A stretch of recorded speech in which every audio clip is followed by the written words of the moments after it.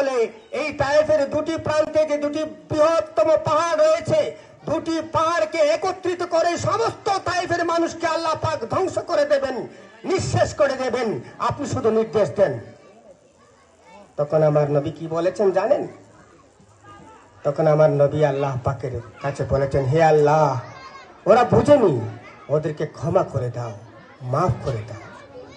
এত অত্যাচারের পরেও আল্লাহর নবী বললেন তাদেরকে ক্ষমা করে দাও।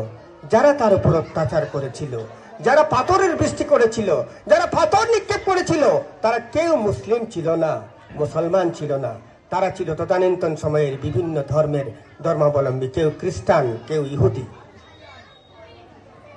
এর থেকে প্রতীয়মান হয়, ইতিহাসের পাতায় যদি চোখ রাখেন আর এই দৃষ্টান্তটি যদি আপনারা তুলে ধরেন, তাহলে আমরা আজকের মিলাদ মাহফিল থেকে এই বার্তাটি পৌঁছে দিতে চাই মানুষের কাছে, আমাদের নবী গোটা বিশ্বের প্রতিটি মানুষকে ভালোবাসতেন, প্রতিটি মানুষকে শ্রদ্ধা করতেন, প্রতিটি মানুষের জন্য দোয়া করেছিলেন।